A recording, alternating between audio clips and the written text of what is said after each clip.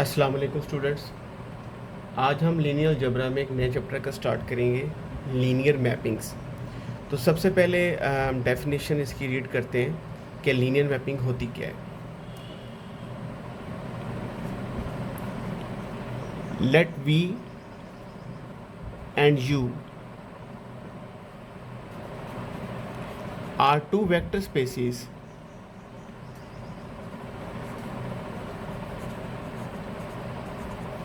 over the same field K,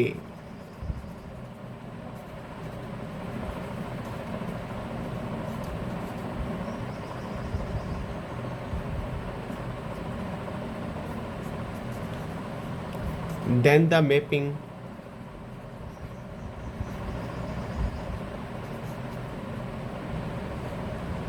F from V to U is linear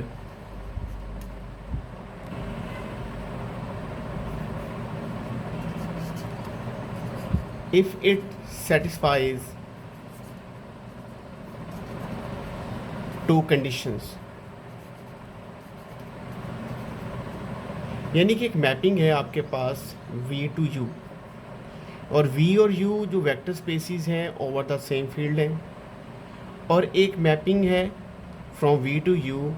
ये कब linear होगी? अगर ये टू कंडीशन को सेटिस्फाई करेंगी। पहली कंडीशन ये है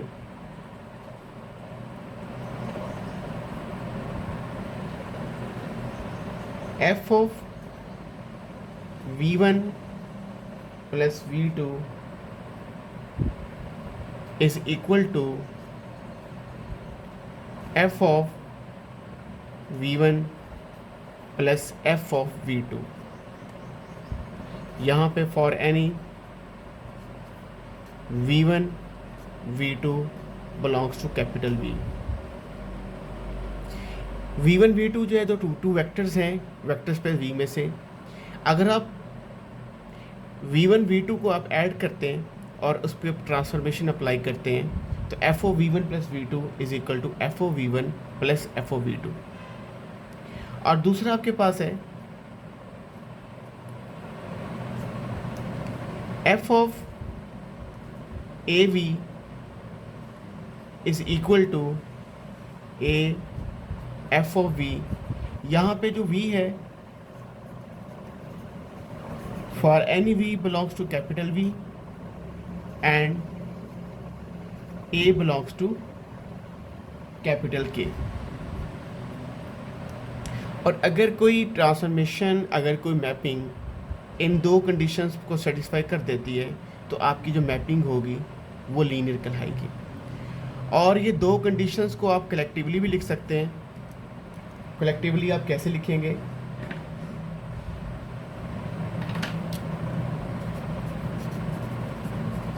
और these two conditions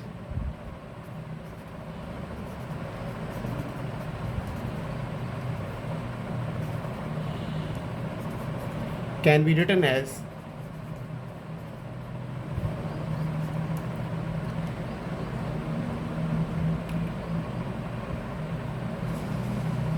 for any V1 V2 belongs to capital V and alpha beta belongs to K, this is the field,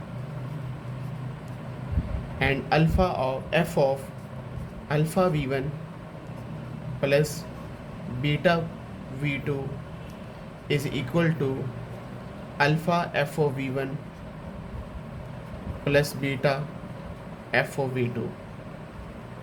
यहाँ पे आपको समझ आ चुकी होगी कि वेक्टर स्पेस में आपने कंसेप्ट पढ़ा था लीनियर कॉम्बिनेशन, और ये क्लास ये वेक्टर एडिशन थी कि वेक्टर्स को ऐड करके ट्रांसफॉर्म ले लें या इंडिविजुअल वेक्टर्स पर ट्रांसफॉर्म लेके ऐड कर रिजल्ट इक्वेट करेंगे। और दूसरा आपको पता है कि दूसरा आपके पास स्केलर मल्टीपल है, स्केलर मल्टीप्लाई करके ट्रांसफॉर्म ले लें या ट्रांसफॉर्म लेने के बाद स्केलर से मल्टीप्लाई कर लें। तो स्टूडेंट यहाँ पर जो लास्ट मैंने लिखा है इन दोनों प्रॉपर्टीज़ को कलेक्टिवली लिखा है। तो यहाँ पर आपके पास देखें alpha into V1 basically vector होगा, क्योंकि V आपके पास क्या वेक्टर स्पेस है। और जब भी आप किसी वेक्टर को स्केलर से मल्टीप्लाई करते हैं तो वेक्टर स्पेस को बिलोंग करता है। वेक्टर स्पेस को बिलोंग करने का मतलब ये है कि scalar multiple of vector is a vector. और अल्फ़ा को v1 से मल्टीप्लाई किया आपको वेक्टर मिला, और बीटा को v2 से मल्टीप्लाई किया आपको वेक्टर मिला। तो अल्फ़ा v1 स्केलर मल्टीप्लिकेशन है, बीटा v2 ये भी आपके पास स्केलर मल्टीप्लिकेशन है। और जब alpha F of alpha v1 plus beta v2 पे एफ अप्लाई हो रहा है तो ये बेसिकली क्या वेक्टर एडिशन है। तो बजाय इसके कि आप फर्स्ट और टू कंडीशंस को आप सेपरेटली तौर पे एक अगर एफ़ को आप लीनियर प्रूफ करना चाह रहे हैं तो या तो आप एक पहली दो कंडीशन को सेपरेटली प्रूफ करें, या फिर आप कलेक्टिवली ये जो लास्ट मैंने इक्वेशन लिखी है आप इसके भी थ्रू प्रूव करके बता सकते हैं कि आया कि एक ट्रांसफॉर्मेशन जो vector space v to u है, आया कि ये ट्रांसफॉर्मेशन लीनियर है या लीनियर नहीं है। क्लास इसमें एक इम्पॉर्टेंट पॉइंट है जो कि जानना बहुत ज़रूरी है। आपने एक प्रॉपर्टी पढ़ी है स्केलर मल्टीप्लिकेशन की, कि आपको पता है कि एफ ऑफ पहले मैंने लिया था यहाँ पर F of A V is equal to A F of V, ये सेकंड प्रॉपर्टी थी। आपको पता है v क्या है, for any v belongs to capital V, और यहाँ पर and a belongs to field. आप यहाँ पे लिख सकते हैं कि f is a vector space from v to u। एक बात आप ये याद रखिएगा, जब एक मैपिंग है, इसका मैपिंग का मतलब ये है कि f जो है वो v के एलिमेंट्स को ले जाता है u के एलिमेंट्स में। अब खैर जो कंडीशन मैं आपको बताना चाह रहा हूँ या जो प्रॉपर्टी मैं आपको बताना चाह रहा हूँ वो ये है कि फील्ड, आपको पता है कि फील्ड आपके पास एक ऐसा सेट जो है set of real number field क्यों है। 11 एक्सियम मैंने आपको बताए थे। एक field is a non empty set, addition के रिस्पेक्ट ये आपके पास अबीलियन ग्रुप होता है, और ज़ीरो को आप इसमें से एग्जेम्प्ट करें तो मल्टीप्लिकेशन के लिहाज से भी अबीलियन ग्रुप होता है, और इसके अलावा डिस्ट्रीब्यूटिव प्रॉपर्टी होल्ड होती है। तो फील्ड को ज़ीरो तो बिलोंग करता है। इसका मतलब है कि अगर आप ए ज़ीरो ले लें तो यहाँ पर क्या होगा, F of zero V is equal to आपके पास क्या होगा, ज़ीरो एफ ऑफ वी, और यहाँ पे होगा F of zero is equal to क्या होगा, ज़ीरो एफ ऑफ वी। यहाँ पर क्या होगा, ज़ीरो ज़ीरो स्टूडेंट वी में भी मौजूद है और ये ज़ीरो यू में मौजूद है, क्योंकि जब एफ ज़ीरो पे अप्लाई हुआ तो आपको ज़ीरो आया। ये ज़ीरो जो है ये वी का मेंबर है, क्योंकि वी में भी ज़ीरो बिलोंग कर रहा है, क्योंकि वी भी वेक्टर स्पेस है, और ये ज़ीरो यू को ही बिलोंग कर रहा है, ये वेक्टर स्पेस है। यहाँ पे अपनी एक बात समझनी है कि एक लीनियर मैपिंग हमेशा ज़ीरो वेक्टर को ज़ीरो में मैप करेगी। अगर आप एक मैपिंग देख रहे हैं और आप उसमें ज़ीरो अप्लाई करते हैं, और अगर एक मैपिंग ज़ीरो वेक्टर को ज़ीरो में मैप नहीं करेगी तो क्लास वो मैपिंग तो आप कह सकते हैं मगर वो कभी लीनियर मैपिंग नहीं होगी। तो यहाँ पे लिखेंगे, so every linear mapping takes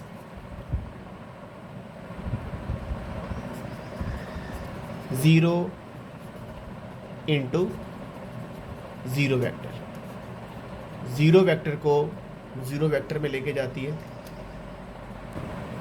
now student example आपके पास है F is a mapping from R3 to R3, और मैपिंग कैसी है, F of X Y Z ये R3 का मेंबर है is equal to X Y zero. Definitely R3 का मेंबर है, मगर आप नोट करें कि यहाँ पे जी ज़ीरो है और ये किसको रिप्रेजेंट करता है, एक्स वाई प्लेन को। अब ये भी कह सकते हैं कि एक ऐसी प्रोजेक्शन है कि जो एक्स वाई प्लेन के ऊपर है। अब आपने ये प्रूव करना है कि आया कि ये जो मैपिंग आपने डिस्क्राइब की हुई है ये मैपिंग लीनियर है या लीनियर नहीं है। अब लीनियर है या लीनियर नहीं है तो आप क्या करेंगे, आप यहाँ पर हम इसको पहले दोनों कंडीशन लगा के देखते हैं कि आया कि दोनों कंडीशन फुलफिल होती हैं या नहीं होती। देखिए पहले आप एक चीज़ नोट कर लेंगे, क्या ज़ीरो वेक्टर ज़ीरो में जा रहा है, एक्स भी ज़ीरो लें, वाई भी ज़ीरो लें और जी भी ज़ीरो लें, तो यहाँ पे एक्स भी ज़ीरो होगा, वाई भी ज़ीरो होगा। डेफिनेटली एफ जो होगा वो ज़ीरो वेक्टर को मैप कर रहा है ज़ीरो वेक्टर में। खैर अगर अब आप इसकी हम आगे प्रूफ करते हैं कि आया कि लीनियर है भी कि नहीं। यहाँ पे हम ऐसा करते हैं कि इस R3 से आप इसको कहते हैं कि ये V आपके पास है और आप इसको U कहते हैं। तो आप इस V में से आप दो वेक्टर्स ले लें, एक आप वेक्टर ले लें आप V1 और ये V2 ले लें R3 में से। V1 के कंपोनेंट क्या है? V1 बेसिकली क्या है? X1, Y1 and Z1। और V2 आपके पास क्या है? X2, Y2 and Z2। और डेफिनेटली जब FV1 में अप्लाई होगा तो आपको क्या मिलेगा? X1, Y1 and 0। और जब FV2 पे अप्लाई होगा तभी आपको क्या मिलेगा? X2, Y2, Z2 आपके पास 0 हो जाएगा, क्योंकि आप XY प्लेन पे जा रहे हैं। अब आप ऐसा करें कि V1 और V2 को सम कर लें। V1 V2 को जब सम करते हैं तो आपको क्या मिलेगा? X1 प्लस X2,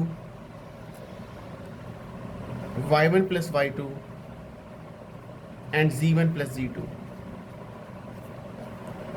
और जब F अप्लाई करते हैं V1 प्लस V2 पर, तो पहला कंपोनेंट तो एज इट इज़ रहेगा, दूसरा कंपोनेंट Y1 प्लस Y2 वो भी एज इट इज़ होगा, मगर जो तीसरा कंपोनेंट है स्टूडेंट वो 0 हो जाएगा। अब students F of V1 plus V2 right hand side को स्प्लिट कर दें, X1 Y1 0 plus X2 Y2 and 0। तो ये आपके पास क्या है? F ऑफ V1, और ये आपके पास क्या है? F of V2। तो आपने देखा कि पहली कंडीशन जो है वो आपके पास, जो फर्स्ट कंडीशन है वो सेटिस्फाइड हो गई है।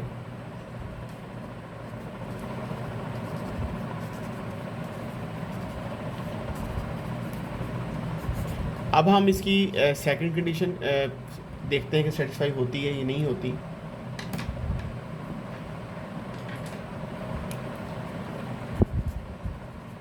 अब अगेन V आप लेंगे इससे R3 से। V के कंपोनेंट कैसे हैं? X, Y and Z। अब स्केलर हम लेते हैं फील्ड से,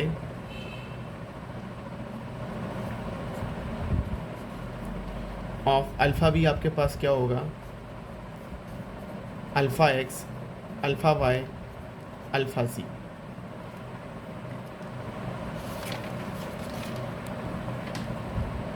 नाउ स्टूडेंट F अप्लाई करते हैं अल्फ़ा V पर। F of alpha V is equal to F of alpha X, alpha Y, alpha Z। F mapping कैसी है कि XY प्लेन में हम वेक्टर चला जाता है, ये होगा अल्फ़ा X होगा, अल्फ़ा Y होगा और ये 0 होगा।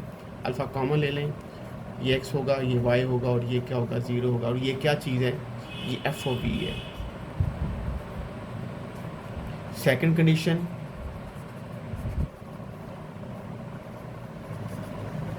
Is also satisfied. इससे क्या आपने कंक्लूड किया? From 1 and 2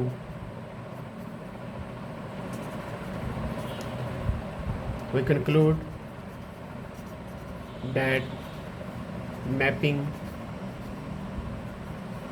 F from R3 to R3, that is F of X, Y, Z is equal to X, Y, 0 is linear mapping।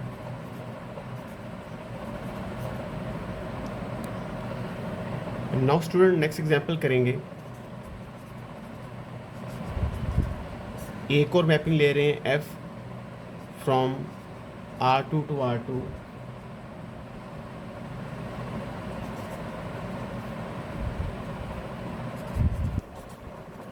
B translation mapping.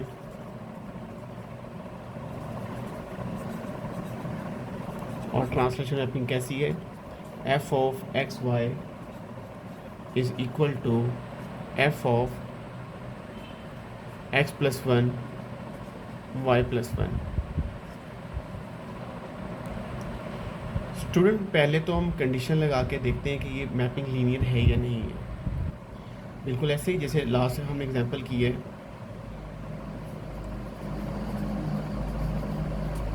दो vectors ले लेते हैं, v1 v2 belongs to R2। v1 हमारे पास है x1 y1 और v2 हमारे पास है x2 y2। v1 plus v2 हमारे पास है x1 plus x2 and y1 plus y2। और f ऑफ v1 हमारे पास है, पहले f अप्लाई कर देते हैं v1 प्लस v2 पे। जब f v1 प्लस v2 में अप्लाई करेंगे तो मैपिंग कैसी है, x में 1 ऐड हो रहा है, y में 1 ऐड हो रहा है, तो ये बनेगा x1 plus x2 plus 1 and y1 plus y2 plus 1। तो अब ऐसा करें कि x1 प्लस 1 कर दें और यहाँ पे y1 प्लस 1 लिख दें, और रिमेनिंग क्या रह जाएगा, x2 एंड y2। तो स्टूडेंट ये चीज़ नोट करें कि ये तो आप कह सकते हैं कि ये तो आपके पास एफ ओ v1 है, मगर आप इसको एफ ओ v2 नहीं कह सकते, क्योंकि अगर यहाँ पे भी 1 प्लस 1 होता, यहाँ प्लस 1 होता, तब आप ये कह सकते थे कि F of v1 plus v2 जो है वो F of v1 plus F of v2 के इक्वल है। तो यहाँ पर तो आपके पास x2 एंड y2 है, इसका मतलब। और ये आप नोट करें कि अगर मैं इसको ऐसे लिखूँ F of v1 plus v2, F of v1 plus v2, अब यहाँ पे student F of v1 plus v2 is not equal to F of v1 plus F of v2। तो स्टूडेंट ये तो सिर्फ समझाने के लिए एग्जांपल आपको मैंने करवाई थी कि एक लीनियर मैपिंग नहीं है तो आप कंडीशन के थ्रू कैसे कर सकते हैं, दूसरी कंडीशन आपको लगाने की ज़रूरत नहीं है। लेकिन स्टूडेंट यही जो चीज़ें मैंने यहाँ पे लिखी इसको आप आर्गुमेंट की मदद से भी कर सकते हैं। आपको याद होगा कि कुछ देर पहले मैंने आपको बताया था कि अगर मैपिंग लीनियर है तो वो ज़ीरो वेक्टर को ज़ीरो में मैप करती है। तो एक सिंगल लाइन में ज़्यादा बेहतर होगा कि आप इसको प्रूफ कर लें, क्योंकि आप नोट करें कि अगर आप x और y की जगह भी 0 0 लें तो आपको क्या मिलेगा, this will become 1 and 1।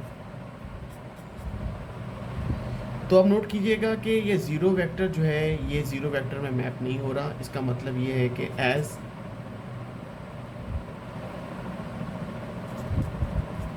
Zero vector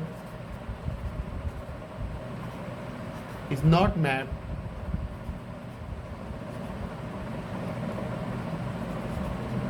into zero vector, so f is not a linear mapping। आप ऊपर वाले पोर्शन को स्किप कर सकते हैं। यहाँ पे नोट कर लीजिएगा, यहाँ पर एफ ऑफ एक्स वाई जो था वो x प्लस 1 और y प्लस 1 था, ये कैपिटल एफ नहीं था यहाँ पर। आप स्टूडेंट बात हो रही है ज़ीरो मैपिंग की, क्या ज़ीरो मैपिंग आपके पास जो है वो एक लीनियर मैपिंग है या नहीं है। देखिए आपके पास एक मैपिंग है, let F is a mapping from v to u, be a zero mapping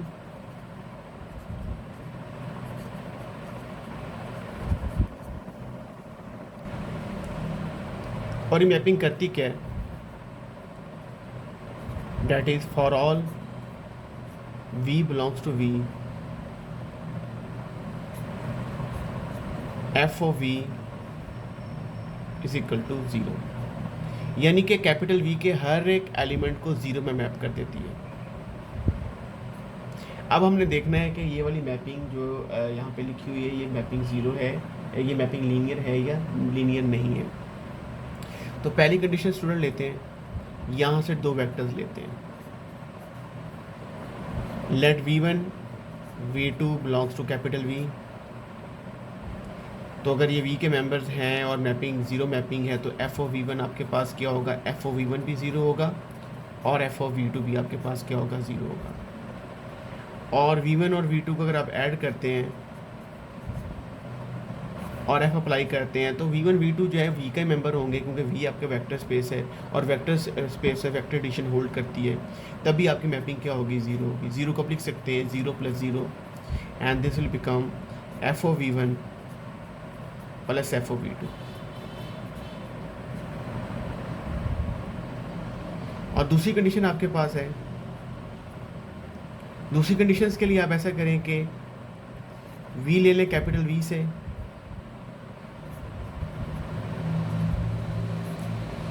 और अल्फ़ा ले लें फील्ड से।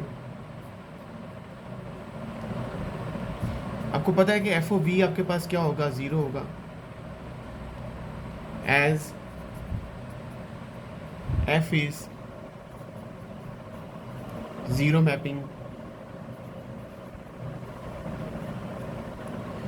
तो जब एफ ऑफ अल्फ़ा वी आप लेते हैं तो क्योंकि वी वेक्टर स्पेस है, अल्फ़ा वी भी वेक्टर वी का मेंबर है, जब अल्फ़ा वी का मेंबर है तो वी के किसी भी मेंबर के ऊपर जब आप अप्लाई करते हैं आपका रिजल्ट क्या होगा, ज़ीरो होगा। आप ज़ीरो को लिख सकते हैं अल्फ़ा इंटू ज़ीरो, और उसको लिखा जा सकता है alpha into F of V. तो यहाँ पे ये चीज़ कंक्लूड होती है कि F is linear mapping.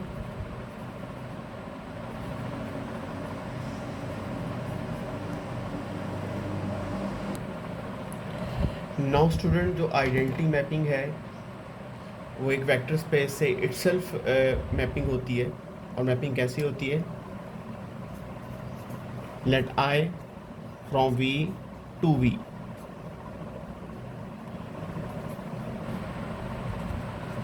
Is an identity mapping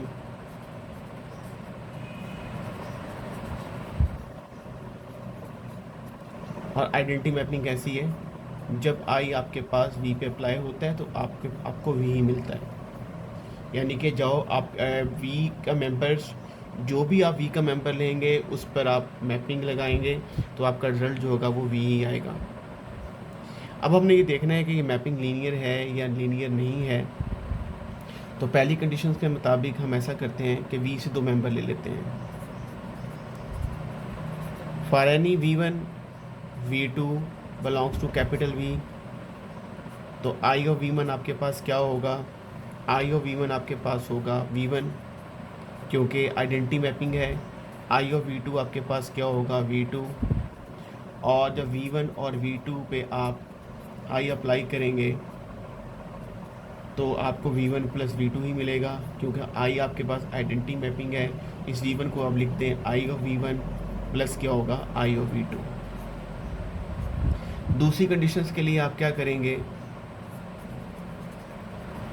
for any v belongs to capital V and alpha belongs to field K, जब आई आप लगाएंगे अल्फ़ा v के ऊपर तो आपको अल्फ़ा v मिलेगा, क्योंकि आई इज़ आइडेंटिटी मैपिंग। और आप इसको v को आप लिख सकते हैं आई ऑफ v। तो आप नोट करें कि दोनों कंडीशन सेटिस्फाई हो गई है। यहाँ से आप कह सकते हैं कि आइडेंटिटी मैपिंग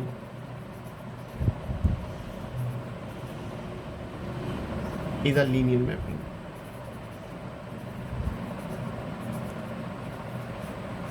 तो हमने अब तक 4 एग्जांपल्स किए हैं। एक में प्रोजेक्शन था, वो लीनियर मैपिंग थी। दूसरे में ट्रांसलेशन थी, तो ट्रांसलेशन जो आपने देखी थी वो ज़ीरो मैपिंग नहीं थी। और उसके बाद हमने जो ट्रांसलेशन थी वो लीनियर मैपिंग नहीं थी। तीसरे नंबर पे हमने ज़ीरो मैपिंग देखी। ज़ीरो मैपिंग हमेशा याद रखिएगा, ज़ीरो मैपिंग हमेशा एक लीनियर मैपिंग होती है। और फोर्थ नंबर पे मैंने आपको आइडेंटिटी मैपिंग करवाई है। ये भी याद रखिएगा, आइडेंटिटी मैपिंग हमेशा एक लीनियर मैपिंग होती है। नाउ स्टूडेंट, एक बहुत ही सिंपल एग्जांपल है द डेरिवेटिव मैपिंग। अब डेरिवेटिव मैपिंग में consider the vector space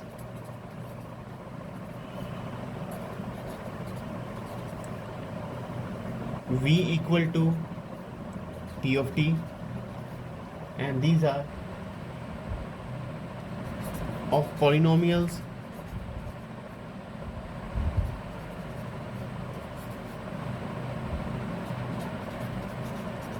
over the real field।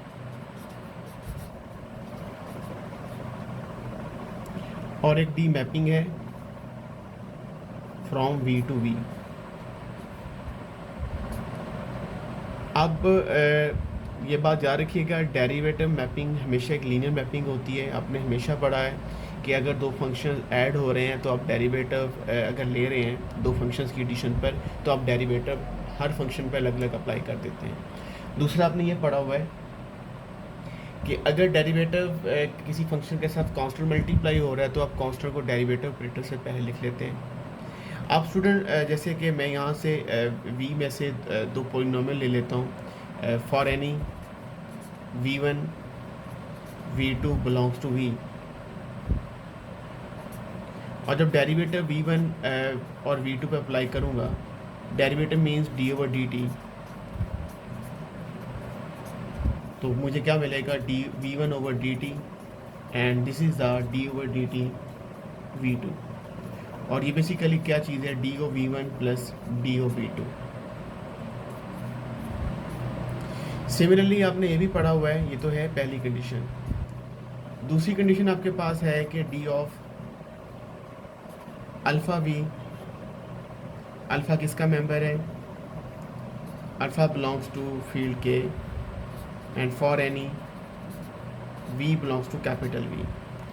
अब डी अल्फ़ा v का मतलब है कि D over D T alpha v, और ये आपके पास होगा alpha D over D T of v, और ये होगा अल्फ़ा डी ऑफ क्या होगा v। इसका मतलब ये है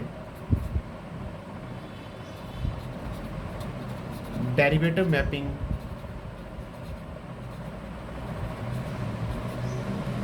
इज लीनियर मैपिंग।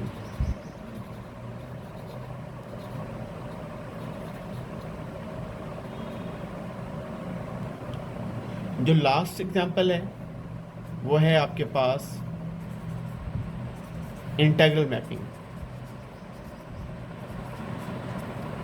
और इंटीग्रल मैपिंग के लिए जो मैं मैपिंग ले रहा हूँ, जे ले रहा हूँ, आई चूँकि आइडेंटिटी मैपिंग के लिए होता है इसलिए इसके लिए जे यूज़ किया है, J from vector space V to set of real number, क्योंकि जो डिफाइन करूँगा वो आपके पास क्या होगी, J of F of T,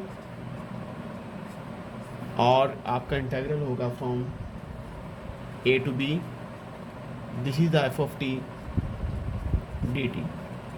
चूँकि ये मैंने यहाँ पर लिमिट जो है ये रियल नंबर लिमिट्स लिखी हैं, और आपकी डेफिनेट वैल्यू आपका रिजल्ट आएगा, और definite value basically this result will belongs to capital R. अब आपको पता है कि इंटीग्रल भी जब आप लेते हैं आपको बताया गया है कि दो फंक्शन सम हो रहे हैं तो आप इंटीग्रल अलग अलग अप्लाई कर देंगे। अगर कांस्टेंट मल्टीपल ऑफ फंक्शन है तो आप कांस्टेंट को इंटीग्रल से पहले लिख देंगे।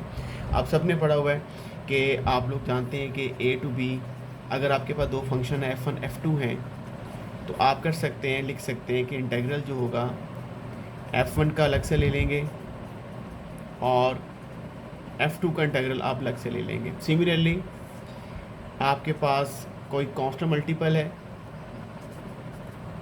अल्फ़ा एफ डी टी, तो आप क्या करेंगे, अल्फ़ा को इंटीग्रल से पहले लिख लेंगे A to B F of T D T. ये आपके पास पहला है और ये आपके पास दूसरा पार्ट है। होपफुली जो लास्ट एग्जांपल्स हैं, लास्ट एग्जांपल से आपको क्लियर हो चुका होगा कि लीनियर मैपिंग आपके पास एक कैसी मैपिंग होती है।